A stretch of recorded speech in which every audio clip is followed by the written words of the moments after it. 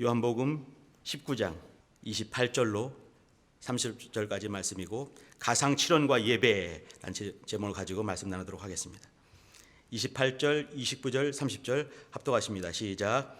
이후에 예수께서 모든 일이 이미 이룬 줄 아시고 성경으로 응하게 하려 하사 가라사대 내가 목마르다 하시니 거기 신포도주가 가득히 담긴 그릇이 있는지라. 사람들이 신포도주를 머금은 해용을 우슬초에 메어 예수의 입에 대니 예수께서 신포도주를 받으신 후에 가라사대 다 이루었다 하시고 머리를 숙이시고 영원히 돌아가시니라. 아멘. 저는 지난주에 부산에서 청소년 수련회가 있었습니다. 거기에 이제 갔다 왔거든요.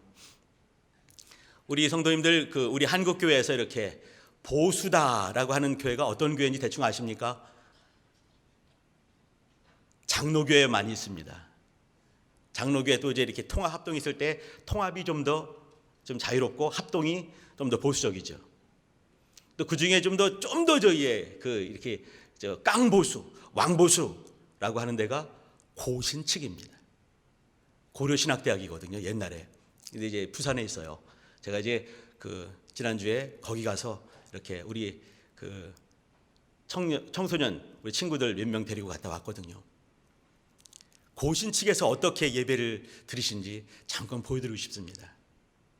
우리 친구들이 어떻게 예배를 드리는가 잠깐 보여드리려고 합니다. 우리 장로님들 놀라지 마시고 우리 권사님들 놀라지 마시기 바랍니다. 요즘에 우리 손자들, 손녀들, 우리 아들들, 딸들은 이런 모습으로 예배를 드립니다. 잠깐 보도록 하시죠.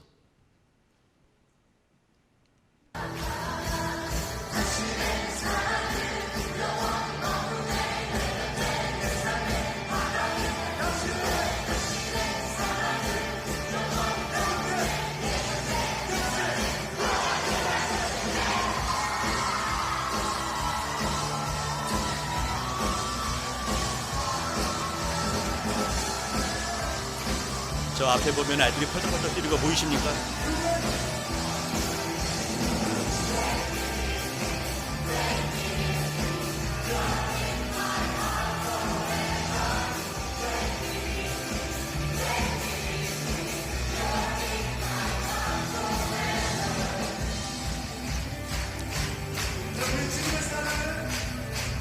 됐습니다. 역시 분위기가 싸해지시는군요. 어떠십니까? 우리 청소년 아이들, 중등부, 고등부 친구들, 대학부도 말할 것도 없고요, 청년부도 말할 것도 없고요. 예배 드리는 모습이 이렇게 우리와 같은 이제 클래식한 그런 예배, 이제 우리가 드리는 예배가 이렇게 클래식하다, 고전적이다 이렇게 말하게 되었습니다. 근데 우리 청소년 친구들은 저렇게 예배를 드립니다. 펄떡펄떡 뛰고, 제가 입술이 부르텄죠?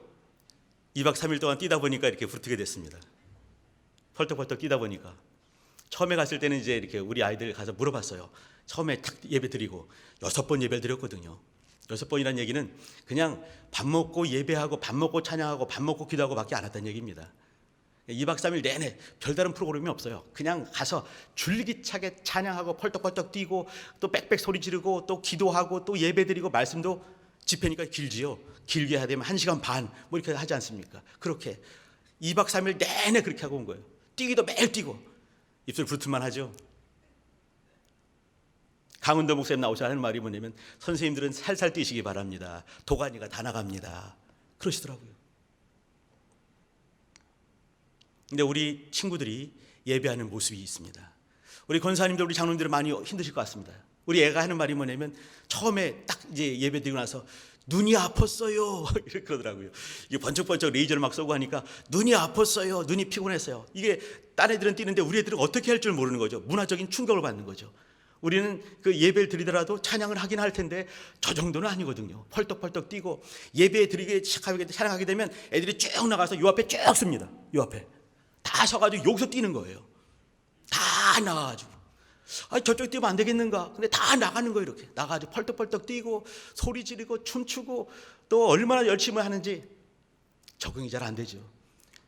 우리나라에 보수 중에 보수인 고신 측에서 신학교 대강당에서 예배를 드리는 모습입니다. 한 500명 모였거든요.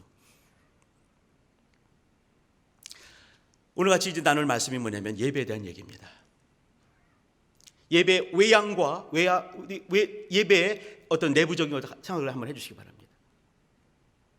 저는 우리 기독교 개신교라고 하죠. 16세기에 루터를 통해서 등장했던 기독교, 프로테스탄티즘 하는 그 기독교. 그때는 이제 이렇게 이전까지는 카톨릭 예배가 예전 중심이었습니다. 거룩한 모습과 경건한 모습과 그런 모습으로 예배를 드렸죠. 예배 인도할 때 라틴어로 예배를 집전을 했습니다. 그러면은 앉아 있는 분들은 영어도 모르고 독일어도 모르고 이렇게 자기 목구도 잘 모르는 사람이 태반이 많이 있었는데 라틴어로 드리면 누가 몇 사람이 듣겠습니까? 알아듣겠습니까? 똑똑하지 못한 신부는 자기가 라틴어로 하고 있지만 자기가 무슨 말하는지도 모르고 이렇게 할 때도 많이 있는 거예요. 근데 그렇게 예배를 드리다가 이것은 아니다 싶어서 다시 바꾸게 되면서 말씀 중심의, 혹은 어떤 사람들이 말할 때는 설교 중심의 예배를 드리게 됐습니다. 어떤 게 옳다고 생각하시나요? 이럴 때는 둘 다가 옳은 게 아닙니다. 사실은 말이죠, 예배할 때는 이 어떤 형태, 외적인 모습도 무시할 수가 없는 것입니다. 예전 중심도 틀린 것이 아닙니다. 또 말씀 중심도 틀린 것이 아니에요. 그런데 이것이 정말 성령께서 역사하시는 것처럼 기가 막히게 절묘하게 조화가 되어 있는가, 그게 중요한 것이죠. 대충 아무렇게 할 수가 없는 것, 이 말씀이죠. 저게 우리 친구들이 예배하는 모습이 저게 옳다라고 말씀드린 것은 아닙니다. 근데 그러다라고는 절대 말하고 싶지 않은 것이에요. 왜 그러냐면 우리 전에는 이렇게 예배할 때, 찬양할 때 감정으로, 물론 감정으로만 드리는 것은 잘못된 것입니다. 그러나 감정, 하나님께서 우리에게 지와 정과 의지를 주지 않았습니까? 그러면요, 마음을 다해서 하나님을 더 알기를 사모하며 지적으로 예배 드릴 수가 있어야 되는 것입니다. 또 마음을 다하되 뛰면서 감사와 찬양을 드려야 되는 거 아니겠습니까? 감정을 동원하는 것이 틀린 것이 아닙니다. 또 의지를 돌이키는 거죠. 회개하는 거 아니겠습니까? 하나님이 지정의, 인격을 가지신 분이시기에 우리는 인격을 가지고 나아가는 것이죠. 그러면 지와 정과 의지를 다 사용해서 예배를 드려야 마땅한 것이에요. 저는 저런 데 가서 뛰다가 이제 이렇게 부르트고 왔지만, 그러나 나쁘지 않았고, 그러나 정말 좋다라고 하기도 쉽지 않았습니다. 저는 이런 모습이 좋은 것 같아요. 그러나 우리 아이들이, 중등부, 고등부, 대학부 친구들이 저런 모습이 편안하고 또 그들의 마음이 활짝 열어진다 한다면 하나님께서 그걸 싫어하시겠는가, 그 생각을 해보는 것이에요. 우리 친구들의 그 자리가 정말 편안하고 충만하고 마음껏 찬양할 수 있다 한다면 우리는 그런 자리를 만들어줘야 되지 않겠는가 생각을 한번 해보는 것이죠. 저는 여기 올라올 때마다 이렇게 이제 목사들의 작업복을 입고 올라옵니다. 근데 사실 중등부, 고등부 예배 갈 때는 이렇게 하고 싶지가 않은 거예요. 청바지 입고 가고 싶습니다. 여기 쭉쭉쭉 여기 칼집 내가지고 그렇게. 제가 파마하다가 파마 못하는 거 아니겠습니까? 저 우리 친구들한테 갈 때는요, 이렇게 탁 해가지고 뒤에 다 꼬랑지 머리를 탁 하고 가고 싶어요. 왜 그러냐면 애들이 그것이 편안해 하니까, 그것을 좋아하기 때문에. 뽀글뽀글 아줌마 파마, 우리 아이들이 좋아하면 그렇게 해야 되는 거죠. 청바지 입고 또 나이키 신발 신고 갈 때 아이들이 편안한다면 그런 모습이 내 모습이 되지 않겠는가 생각을 한번 해봅니다. 어느 날 제가 여기 청바지 쭉 찢어진 거 입고 올라올 수도 있을 것 같습니다. 우리 아이들과 더불어 같이 예배 드리는 그 순간에는 우리는 이렇게 어떤 정형화된 그런 모습이 아니라 정말 하나님과 우리가 조화되고 연합되어지는 그런 예배를 한번 사모해 보는 것이에요. 예전 중심의 예배 플러스 말씀이 역사하는 그런 예배, 회복해야 될 그런 모습입니다. 예배 이렇게 생각했을 때 저는 이제 우리 예전에 우리 교회 모습, 우리 교회가 어떤 교회였나요? 그 좋은 모습은 아닌 것들이 참으로 많이 있었지만, 그러나 또 완전히 나쁜 것은 또 아니었다고 생각이 됩니다. 우리 교회가 이렇게 어떤 그 돌멩이 새겨놓은 것처럼 예배 성공하는 교회 이렇게 했습니다. 이건 정말 기가 막힌 얘기를 하는 것이죠. 예배 성공하는 교회. 교회에 기본적인 5가지 기능이 있는데 그 중에 어떤 뭐겠습니까? 예배입니다. 예배 성공할 수 없다 한다면 예배가 이루어지는데 정말 그 예배 가운데 하나님께서 좌정할 수 없다 한다면 교회가 교회될 수가 없는 것이죠. 그런 모습에서 예배, 우리가 이제 회복해야 될 가장 중요한 부분, 교회가 교회되게, 예배가 예배되게 했을 때 교회가 교회되는 그 근본적인 모습이 어디서부터 올 수 있겠는가? 저는 다시 한번 생각해 볼 때 예배가 아니겠는가 생각합니다. 예배가 회복될 때, 예배의 감동과 예배의 정말 감사와 예배의 능력이 회복될 때 우리 예배는, 우리 교회는 진짜 개혁될 수 있지 않겠는가 생각을 한번 해봅니다.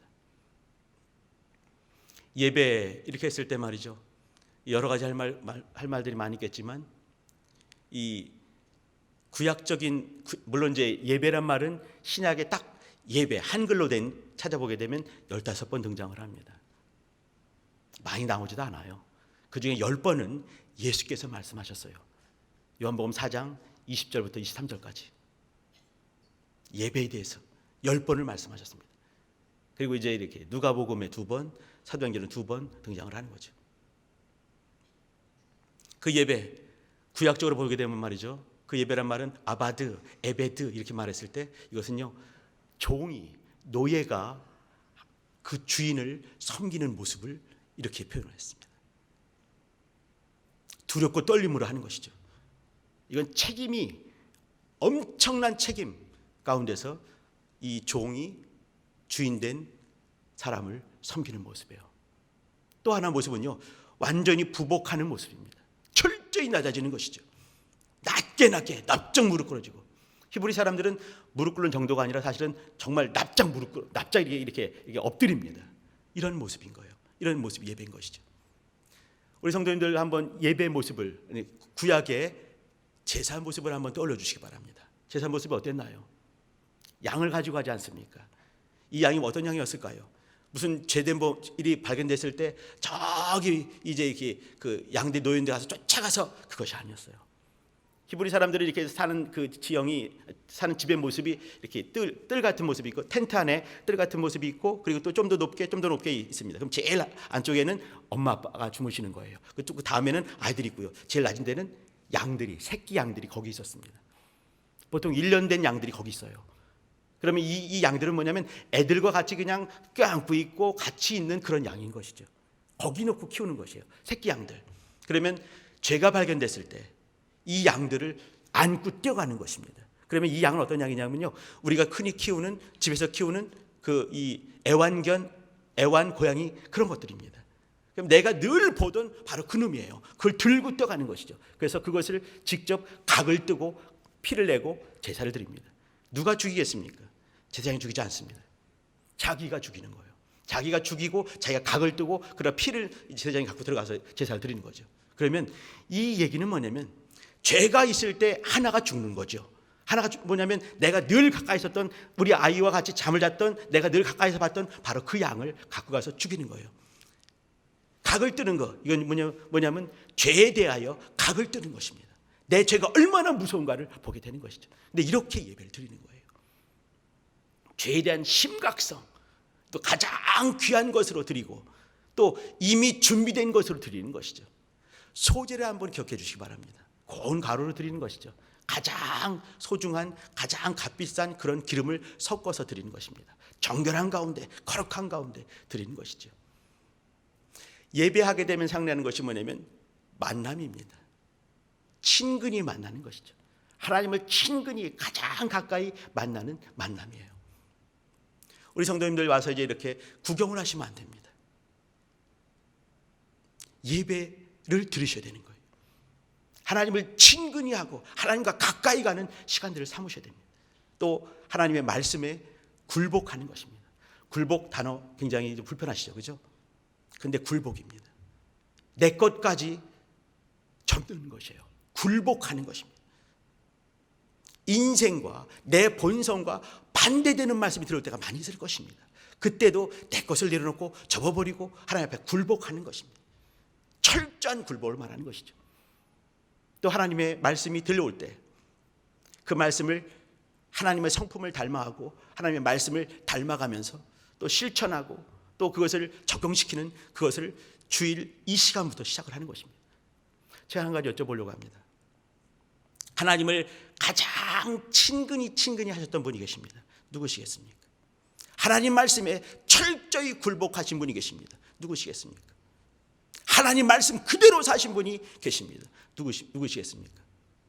지금 제가 이제 예배를 말씀드리고 있는 거거든요. 예배가 무엇인가? 하나님을 친근히, 하나님을 가장 가까이 만나는 것이다. 말씀 앞에 굴복하는 것이다. 말씀을 받들어 순종하고 그 말씀을 적용하고 실천하는 것이다. 이것을 예배라고 말씀드렸는데 이와 같이 사셨던 분이 계십니다. 누구시겠습니까? 예수님이세요. 예수님의 생애를 한번 머리에 한번 떠올려 주시기 바랍니다. 본래 하나님이셨습니다. 하나님의 아들이십니다. 낮게 이 땅에 오셨습니다. 가장 낮은 모습으로 굴복하신 것처럼 이 땅에 오신 분이십니다. 주님께서 말씀하실 때 나는 자유로 말하지 않는다 말씀하셨습니다. 나에게 일러준 하나님의 말씀이 생명인 줄 알기에 그 생명된 말씀만 전한다 말씀하셨습니다. 요한복음 6장에 보시게 되면요, 내가 하늘로부터 이 땅에 온 것은 뭐냐면 하나님의 일, 하나님의 주신 그 말씀을 행하기 위해서 오셨다 이렇게 말씀하셨습니다. 죽는 데까지라도 하나님의 뜻대로 죽으셨습니다. 기도하시죠. 옮기시옵소서, 옮기시옵소서, 옮기시옵소서. 하지만 주께서, 하나님 아버지께서 노로 응답하시면서 아들 죽는 데까지 순종하셨습니다. 저는 그 모습 보면서 예수님은 우리의 길과 진리와 생명이신데 예수님은 참 예배자셨구나 그 생각을 한번 해봅니다. 예수님은 참 예배자셨다. 모든 순간에 예배하셨다. 하나님의 뜻대로 하셨고 하나님을 친근히 하고 하나님의 말씀을 그대로 삶 가운데 녹여내셨고 그렇게 사신 것이지요. 예배 아니겠습니까?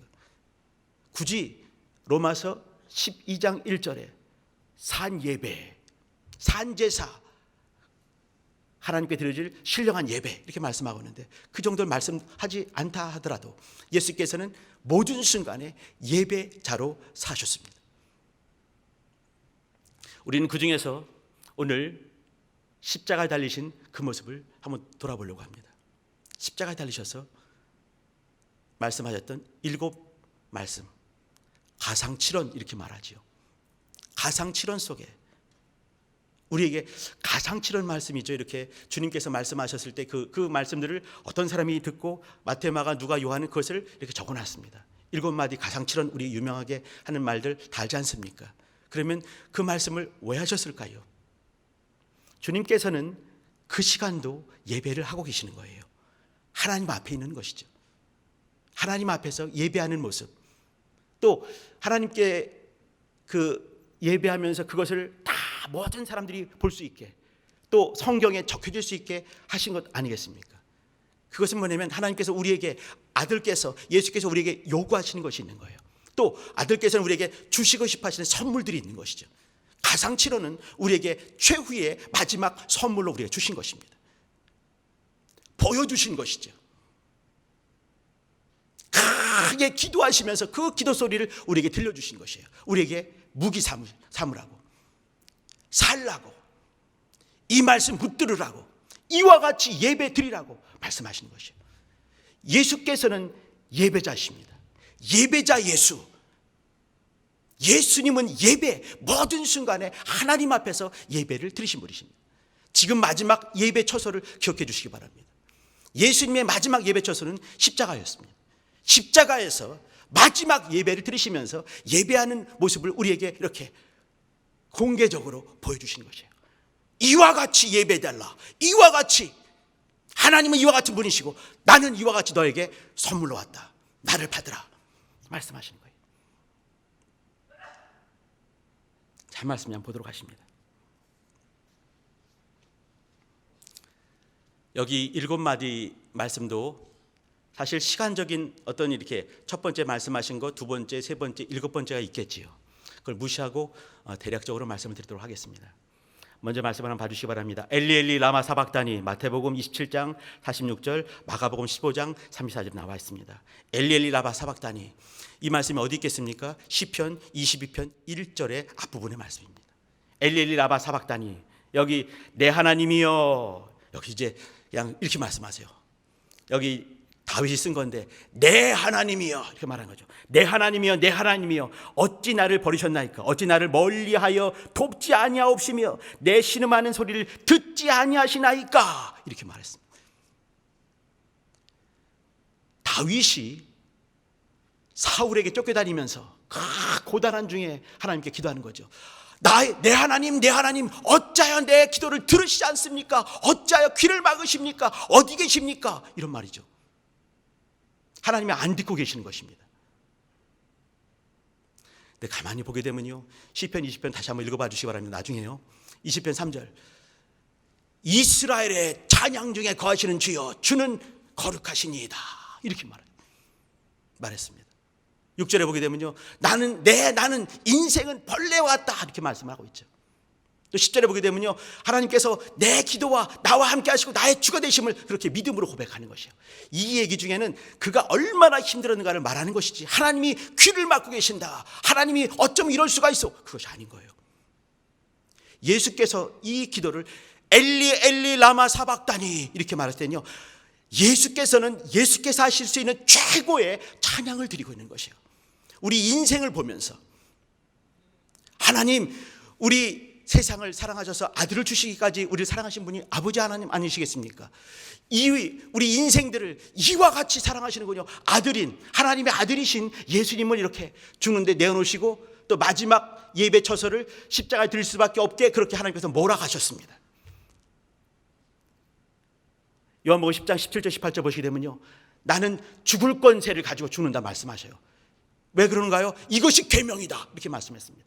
하나님 아버지의 계명이 내가 십자가에 달려서 마지막에 예배를 여기서 드려라 하셨기 때문에 거기서 드린다, 이렇게 말씀하는 것이에요. 엘리엘리라마 사박다니, 다시 말씀드립니다. 예수께서 드릴 수 있는 최고의 찬양을 드리는 것이에요. 아들을 십자가에 달려 죽으시기까지 내어놓을 정도로 저들을 정말 사랑하시는군요.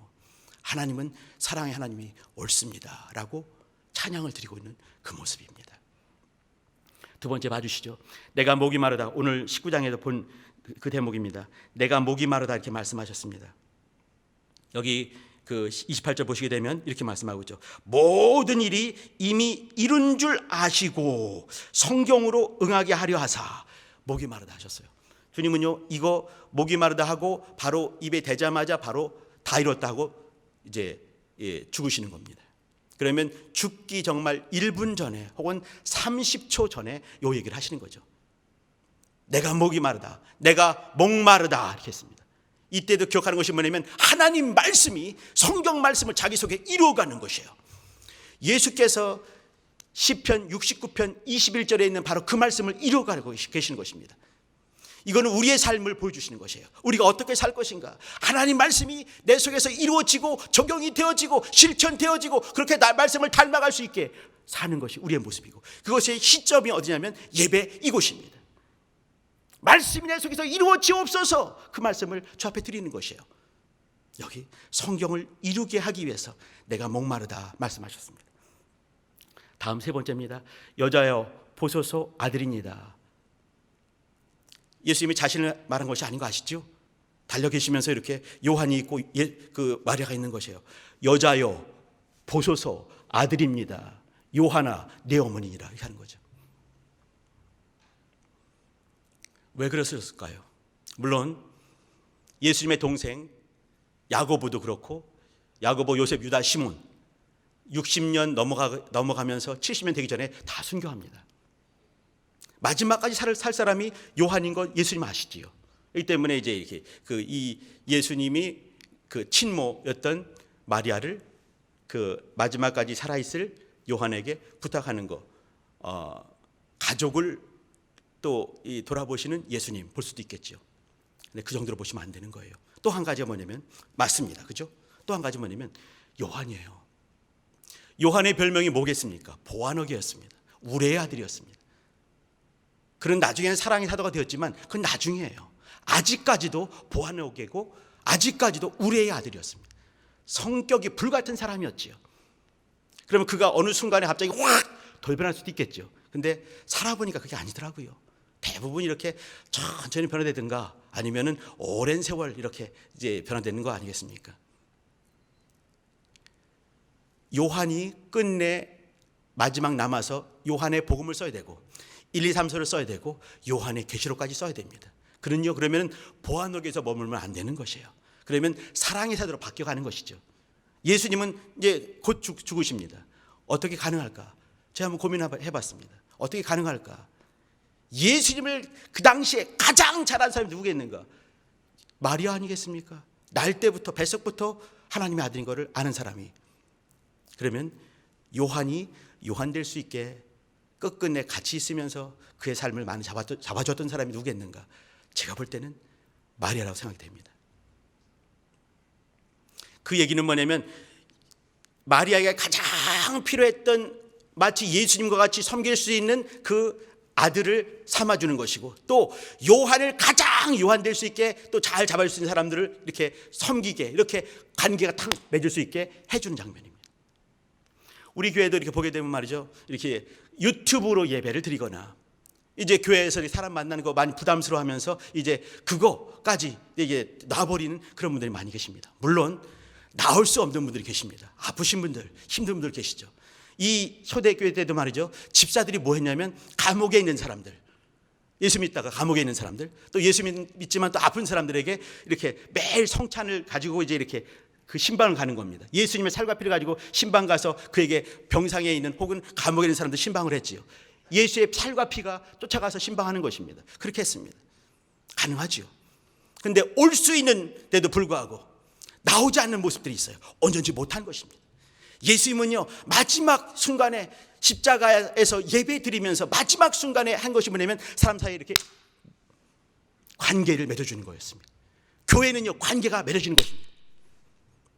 내가 관계 속에서 주의 계명을 순종하고 있는가, 하나님의 돌보심을 내가 받고 있는가 돌아보셔야 됩니다. 공동체로 묶일 수 있어야 되는 것이에요. 몸된 교회로 상합하면서 연합하고 하나 될 필요가 있는 것입니다. 네 번째입니다. 아버지여 저희를 사하여 주옵소서, 자기의 하는 것을 알지 못함이니이다 했습니다. 저희를 사하여, 죄된 문제죠. 우리는 죄된 모습을 가지고 주 앞에 나오며 또 회개하며 돌이키면서 이렇게 예배 성공하게 됩니다. 예배 중에 와서 주님을 깊이 만나고 피를 경험하고 하나님의 음성을 들으면서 죄가 사해지는 경험들을 하셔야 됩니다. 다음입니다. 오늘 내가 나와 함께 낙원에 있으리라. 누가복음 23장 43절의 말씀입니다. 기억이 나시죠? 이곳에 와서 우리는 늘 하나님께서 초청하시는 걸 받게 되는 것이에요. 낙원으로 또 결국은 천국으로 초청을 하시는 것이죠. 나에게로 오라. 나와 함께 가자. 나와 함께 아버지 집에 들어가자. 초청하시는 초청의 소리를 들어야 되는 것이에요. 매 순간마다 순간마다.